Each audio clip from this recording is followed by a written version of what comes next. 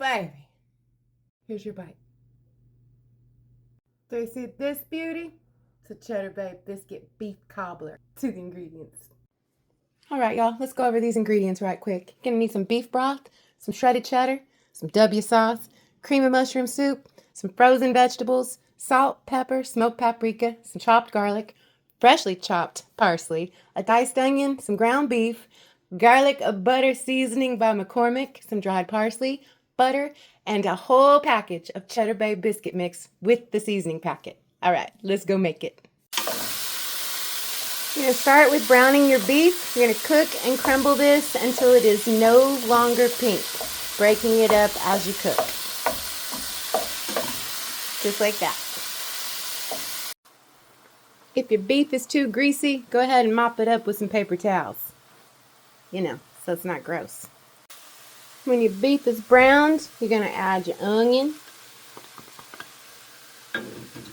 and your garlic. I'm going to cook this until the onions are soft and the garlic is fragrant. Add in your cream of mushroom soup, your frozen vegetables, salt, pepper, smoked paprika, your parsley, and your beef broth. Give this a mix. Get everybody combined.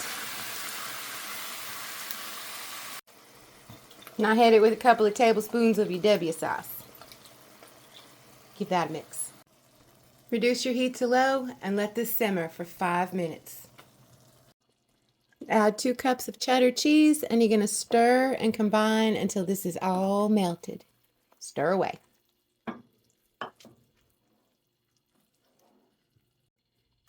Spray or grease a 9x13 baking dish. Add your beef mixture and spread this out evenly. Get out your favorite mixing bowl. Add your Cheddar Bay Biscuit mix. 2 cups of milk. 1 cup of shredded cheddar. Dried parsley. And this garlic butter. Just a little. Well, season it like you mean it. And then mix to combine, but don't over mix this. Just till you can't see the powder anymore. Mix away. Preheat your oven to 375 and then you're going to spread your biscuit mixture evenly over your beef mixture. You're going to bake this until it is golden brown. 30-35 minutes. Golden brown and bubbly. Melt some butter. And then add that seasoning packet that came with the box of biscuit mix and give that a mix. Add some additional dried parsley because we're fancy. Now take that garlic butter and spread it all over the top of your cobbler. This is gonna be so good.